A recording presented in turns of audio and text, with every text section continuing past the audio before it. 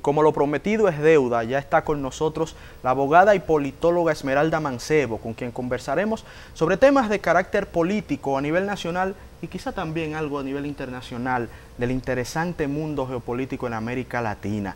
Esmeralda, la verdad que para nosotros es un privilegio tenerte acá. Buenas noches, Ernesto, Julio, gracias por la invitación, buenas noches a su público que le sigue fielmente acá en este excelente programa. Se podría decir que este es un reclamo que ya se ha cumplido. Teníamos un tiempo intentando tenerte con nosotros y te agradecemos esta noche que compartas este espacio. Vamos entrando en materia de inmediato. El presidente de la República, el licenciado Danilo Medina, emitió un decreto... El decreto 279-18. ...para prorrogar el tiempo que los congresistas, los legisladores, tendrán en la legislatura que ya estaba llegando a su fin esta semana. Nos gustaría saber, debido a que se estima, el mismo decreto lo establece también, que esta decisión fue tomada para otorgarles más tiempo y que sea posible aprobar la ley de partidos políticos y la ley de régimen electoral que también está en el Congreso de la República. Nos gustaría saber tu opinión en cuanto a la decisión del presidente y si piensas que esto ayudará a que por fin se llegue a un consenso en torno a una ley que durante años no se ha podido consensuar, pero que aparentemente en 15 días de plazo se verá luz al final del túnel. Bueno, Ernesto y Julio, yo entiendo que en el país las cuestiones son como de olas mediáticas, de momento y de intereses, dependiendo del líder que esté dirigiendo, y como aquí la mayoría del político piensa en la inmediatez del cargo, no a posteridad, pues con el tema de la ley de partido, aquí hay muchos proyectos más importantes de la ley que la ley de partido que nosotros como sociedad debemos abocarnos, como es el Código Civil, que tiene mucho más profundidad y que va a impactar más en la vida del dominicano que la ley de partido. La ley de partido, los dominicanos han confundido y creen que ahí se va a regular. El Código Penal. Y el Código Penal también. Sí. Y otras leyes que son de trascendencia por el tiempo de que la sociedad ha avanzado, y esas leyes son desde la época, vamos a decir, napoleónica, y nuestra sociedad no se corresponde a los delitos que están enunciados ahí. Tenemos que avanzar en ese sentido. Sin embargo, todos los focos están en torno a la ley de partidos políticos. Ahora ha surgido esto con la ley de partidos y la gente entiende que tenemos que tener una ley de partido porque tenemos 15 años discutiendo la misma. Y yo me pregunto, ¿para qué quieres una ley de partido que sea un traje a la medida y que tengamos que reformarla en el futuro próximo, porque esa ley, producto de que se quiere aprobar a la rapidez, ¿no?, con que se está previendo, pues no contemple lo que realmente la sociedad requiere. Pero ahí yo o sea, puedo ver como cierto pesimismo en ti con relación al tema de la ley de partidos. Porque una ley que viene, por los enunciados que tiene, que se supone que debe venir a fortalecer los partidos políticos, lo que viene es a debilitar los mismos. Una ley que contempla el hecho de que tú, como militantes de un partido, uno que no milita tenga los mismos derechos que tú, que se cualquieriza la militancia del partido, que no se protege el derecho del afiliado. Entonces, ¿qué es lo que tú estás haciendo con esa ley? Pero la democracia, perdón, Ernesto, ¿sí? La democracia se sustenta en el sistema de partidos políticos. Es nuestro mayor sustento para el mismo. Se supone que esta ley tiene que venir a fortalecer los partidos políticos, no a debilitar los partidos políticos. Una ley que viene a prever que cualquier persona, así como cualquier ciudadano, sea afiliado o no en esa organización, se supone que tú te afilias a una organización por una idea que esa organización tiene, que converge con las ideas que tú ves. O sea, si tú eres de izquierda, tú te vas a inscribir en un partido que más se asemeja a las ideas, ideología de izquierda. Si tú eres conservador, pues tú te vas a inscribir en un partido pues que más refleje las ideas conservadoras. Y esas son tus intenciones cuando te afilia a una organización. Sociedad que no está que no tiene como ese pluralismo polarizado, como diría Sartori, es decir, que las diferencias no se dan dentro del punto de vista ideológico o de la dicotomía de izquierda o derecha o centro, sino simplemente que hay una especie como de consenso en función de algunos temas fundamentales. O sea, todo el mundo quiere mejor educación, mejor salud, vivienda, quiere tener acceso a los servicios que brinda el Estado. O sea, aquí no estamos debatiendo si mayor o menor intervención del Estado en la economía. Simplemente nosotros lo que queremos es que funcione la educación y la salud. Entonces, en una sociedad donde ha logrado algunos niveles de consenso en ciertos temas fundamentales que expresan en su gran mayoría que más del 60% de los jóvenes, según una encuesta como la Penn&Schoen, no se sienten identificados con las organizaciones políticas partidarias, donde la gente ve partidos con una burocracia tan compleja y tan, o sea, que reacciona como de manera hostil. ¿Esto tú no crees que puede ser una especie de estrategia como para lavarle la cara un poco a los partidos en la sociedad? Yo le pregunto a ¿ustedes creen que las demandas de esa sociedad y de esa juventud está contemplada en ese proyecto de ley? ¿Se le dará solución? Bueno, tenemos entendido y gracias a unos amigos que vinieron a este espacio también, de que dentro de ese proyecto se contemplaría una cuota para la juventud. ¿Solucionaría el problema de participación? Si ¿Una esto cuota? ayudaría, ¿verdad? Bueno, a que yo creo que realmente no, aunque sería una especie de discriminación positiva, pero lo que yo me refiero es como a lavarle la cara un poco a los partidos de cara a la sociedad. O sea, básicamente me refiero más a una cuestión de forma que de fondo, que quizá viniera en ese sentido la ley de partidos. En ese mismo sentido, Julio Alberto, también, Esmeralda, poner en una balanza la siguiente diatriba. ¿Es mejor entonces, por un lado, no tener ninguna ley, o por otro, tener una ley posible, por decirlo de alguna manera? Nosotros tenemos una ley, la 275-97, que es la ley de regímenes electorales, que están contempladas todo el funcionamiento que tiene que haber con relación al tema electoral. La gente que regula los tiempos de la campaña. Que regula los tiempos, el financiamiento. Sí, pero esa ley deja vacíos legales tan amplios que permiten a que el presidente del Partido de la Liberación Dominicana le escriba una carta a la Junta Central Electoral explicándole que este organismo no tiene potestad para regular en pre-campaña y que esto pudiese entonces luego revisarse en las correcciones que se está haciendo a dicha ley, que por cierto está en el Congreso. O sea, la ley al parecer necesita Pero la ley de partido modificada. te va a mantener en campaña constante, porque el hecho de tú tener pre-campaña para ir a unas internas, tú estás 4 años de campaña y luego tienes que ir a una campaña general, como se está contemplando la ley de partido. Si lo que queremos es regular los tiempos de campaña con la ley de partido que se está previendo, vamos a estar en campaña 4 años corrido, porque tú tienes que hacer, si yo voy a unas elecciones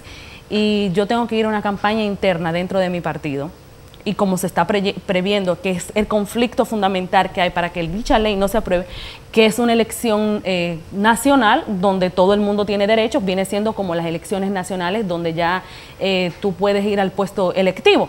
Entonces tú tienes que hacer una campaña para tu propuesta, para vendérsela a ese público externo, más allá de tu organización. Bueno, te iba a decir brevemente, para no salir de ese tema, debido a que estás hablando del punto de primarias abiertas o cerradas. Sí, porque la ley contempla que los partidos, o sea, puedan elegir el padrón que ellos, ellos les interese. El último cambio que el Partido Revolucionario Moderno le hizo a su propuesta, que ellos dicen que no cambiaron, sino que le hicieron un adendum, o digamos que no cambiaron, pero cambiaron sin cambiar. Ustedes traduzcanlo. Esa es la última posición del PRM. O sea, que cada partido elija el método de elección. Pero todos los días tenemos una posición distinta, pero como la ley no se ha aprobado, no sabemos mañana cuál va a ser la última posición del PRM. Esa es otra cosa. Y ahí haces una observación que me parece atinada. Sí. Hay que ver, o sea, vamos a ver cuál es la ley posible. Lo importante es que haya un consenso, perfecto.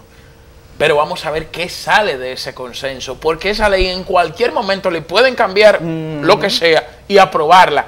E incluso también se contempla la posibilidad de que esta ley de partidos se apruebe no para regular el proceso del 20, sino el del 24, que sería una posibilidad. Sí. Recuerda cómo, escúchame, Esmeralda, ya con esto termino. Cuando se aprobó la ley del voto preferencial a los diputados, se hizo extenso de que en el año 2020 se iba a aplicar a los regidores y ahora se va a posponer al 2024. Y cuidado si en el 2023 entonces, lo posponen al 2022. Cuidado si la ley que nosotros vamos a aprobar, primero vamos a ver qué sale, segundo, no se aprueba o no se contempla para el proceso electoral venidero. Lo que pasa es con la ley de partido... Todo es posible, todo es posible. Eso lo dijo Hipólito Mejía. Todo es posible en la política local. Con la ley de partido sucede, Julio y Ernesto, ¿qué es lo que va a regular? Si la ley de partido lo que tiene que ver es con la vida interna de las organizaciones políticas, lo que se va a regular del tema electoral tiene que estar en la ley de regímenes electorales, no precisamente en la ley de partidos. Y para eso tenemos una ley que tenemos que adecuar a las demandas de la sociedad. O sea, la gente ha confundido la ley de partido con la ley de regímenes electorales. Esmeralda, pero si tú mañana quieres ser diputada y tú vas y le propones al partido, al PLD, que pondere tu perfil porque tú eres una académica, eres politóloga, eres esto y lo otro, perfecto, y tú vas y te inscribes. Y tú te das cuenta de que para poder competir a lo interno de ese partido, a lo interno, tú tienes que buscarte como 20 millones de pesos. Tú dices, óyeme, espérate. Y no solo eso, no. Si tú te das cuenta que también no están garantizadas las reglas de juego, que mañana viene un Juan de los Palotes porque lo bautizó una persona, porque el presidente estuvo en el bautizo de esa persona, entonces esa persona llega con el dinero, con maletas llenas de dinero y se te impone a ti, que eres una persona que ha venido acumulando méritos en el partido, que te ha formado y eso. Entonces, los candidatos que han sido víctimas de esos atropellos dicen, óyeme, es que con esta regla de juego nosotros sencillamente no podemos competir. Cualquier parecido con la realidad es pura coincidencia, es un escenario hipotético. Eso es un escenario hipotético. Yo quiero reflexionar con ustedes. ¿Va a solucionar la ley de partido esa situación? ¿O vamos a acrecentar que esas personas que han acumulado poder y dinero con esta nueva ley de partido puedan tener mayores oportunidades de participación? Porque en el momento, ustedes establecían que llegamos a un acuerdo con que el PRM dice que cada partido, que es lo que establece la Constitución, porque no es el PRM que ha de decirlo, es que constitucionalmente los partidos políticos tienen el derecho a decidir qué tipo de primarias ellos, por sus estatutos, qué tipo de primaria es que los va a regir. Eso es constitucional. No se le pueden poner ni primarias abiertas ni primarias cerradas. Con relación al punto que, Julio, mencionaste, de que por los méritos, ¿tú crees que es una ley en República Dominicana, en esta sociedad clientelar que nosotros tenemos, en esta sociedad donde no hemos avanzado en conciencia ciudadana, donde nuestros políticos, como dije en principio, no piensan en el futuro, sino en la inmediatez de su interés particular, donde la sociedad dominicana todavía, y ustedes hablaban con relación a eso, y hablaban fuera de cámara, con relación a esa sociedad que todavía no tiene esa conciencia, porque es una sociedad que, producto de esas élites y de que el sistema, vamos a decir, esas oligarquías son las que todavía dominan el escenario local, y a esas oligarquías le conviene una ciudadanía de esa forma, porque una ciudadanía inconsciente, pues una ciudadanía que no tiene conciencia de su clase, no tiene conciencia de cuáles son sus derechos, pues es más fácil de dominar para mis intereses. Que ¿tú crees que aquí con ese tipo de ciudadanía que por 500, 200, con todas esas carencias materiales de existencia que tiene, la ley de partido va a cubrir que tú, con las ideas, con las intenciones, con que quiere transformar el país, pueda presentar una candidatura? Si lo enmarcamos como tú lo estás planteando, la política dominicana tiene un alto componente clientelar, porque nosotros vivimos en una sociedad que tiene muchas carencias, y que ese componente clientelar determina mucho a la hora de elección. Marx lo enseñó, el ser social determina la conciencia. Una sociedad de capitalismo tardío como la nuestra muestra las características de una sociedad atrasada. Si lo vemos desde ese punto de vista, Esmeralda, que comparto parte de las críticas que haces, entonces nosotros nunca vamos a avanzar, porque tendríamos primero que decir, ok, vamos a poner lo jurídico, vamos a echar lo jurídico a un lado, vamos a concentrarnos en lo material primero, vamos a hacer lo que nosotros planteamos al principio, el tema del crecimiento de la economía, a tener una clase media más amplia, una clase pobre que vaya ascendiendo más en función social y que tengan más conciencia de clase. O sea, de aquí a que eso pase, fácilmente que no toma más tiempo que la Revolución Cubana. Y las dinámicas políticas entonces, no funcionan así. El o sea, crecimiento algo hay que material hacer. Se ampara en una base jurídica. Totalmente. Porque estamos hablando, por ejemplo, de reforma fiscal. Entonces, algo hay que hacer. O sea, a lo que tenemos, como dice te dejamos una pregunta, porque tenemos que ir a una pausa. El tiempo es bastante muy interesante el planteamiento.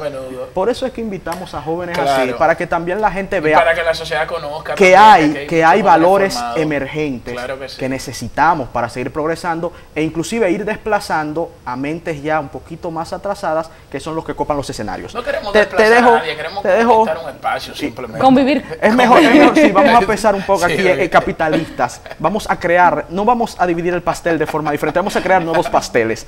Para la pausa, te dejo la siguiente pregunta. Como decía Lenin, entonces, ante este panorama, ¿qué hacer? ¿Cuál sería la respuesta para solucionar lo que a todas luces es un escollo terrible de las organizaciones políticas que han perdido inclusive la capacidad de autogestionar sus procesos internos? Luego de la pausa continuamos con esta conversación.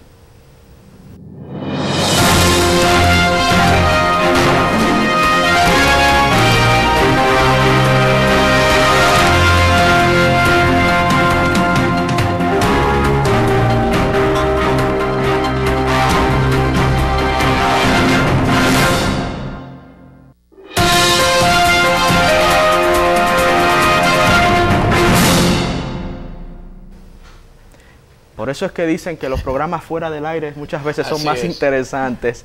Y la verdad es que te agradecemos nuevamente, Esmeralda, estar con nosotros en nuestra conversación central de la noche de hoy.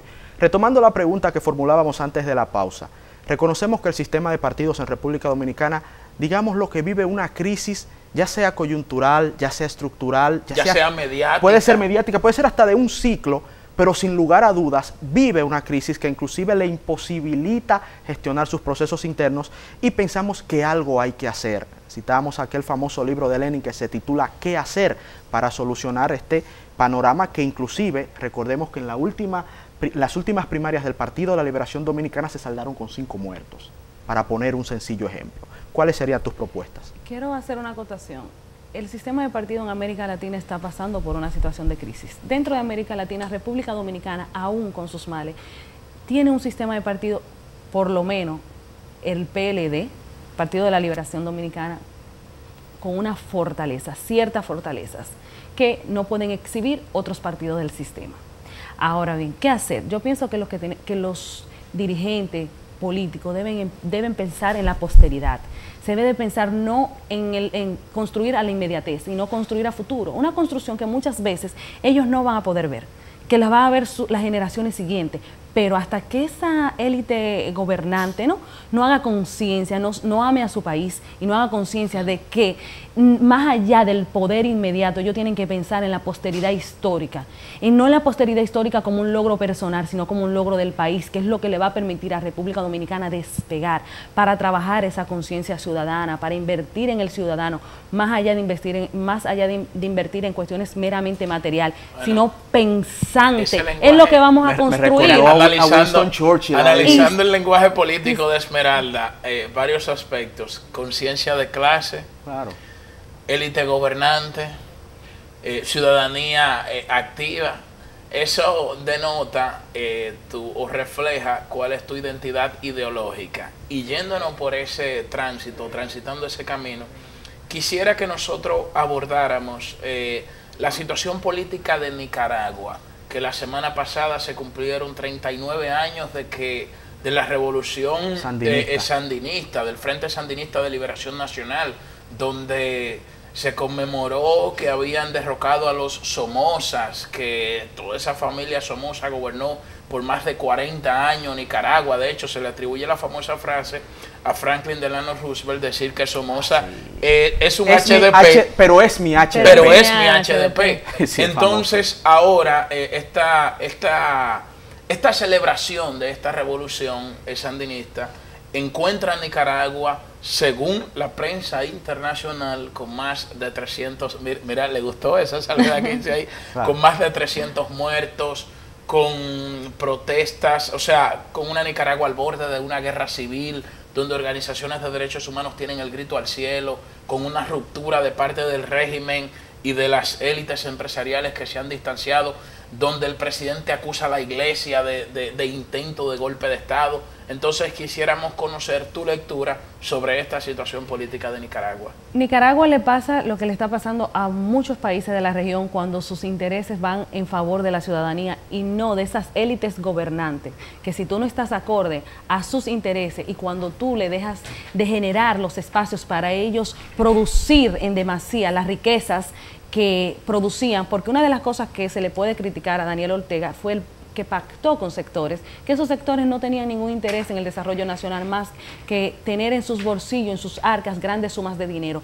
Cuando en su momento viene una crisis económica, Nicaragua es uno de los países que más ha crecido en la región, claro, ha crecido, con mayores niveles de ha tenido crecimiento. un crecimiento permanente. Pero y todo esto, Julio, que me hablaste, los medios internacionales y todas estas organizaciones de derechos humanos, Chomsky en uno de sus libros establece que una de las nuevas formas de conquista es a través de llegar a los países con organizaciones de derechos humanos.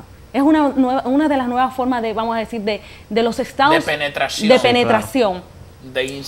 Para incidir en claro. las decisiones que tú como Estado tienes que tomar sobre la base de esos derechos humanos que se violan, que se vulneran. Pero quienes patrocinan esas organizaciones principalmente son los Estados Unidos y son uno de los mayores violadores en materia de derechos humanos, pero no hay campañas contra ellos. Y quienes dominan los medios de comunicación que crean estas situaciones de que nosotros creamos que el mundo se está acabando. En la situación de Nicaragua todo empezó por una protesta de un fuego que se supone que el gobierno no tenía la capacidad para responder. Pues se apaga el fuego y la protesta, ¿por qué fue la protesta? La protesta en Nicaragua no fue... fue por una reforma. No, la protesta empezó por un fuego.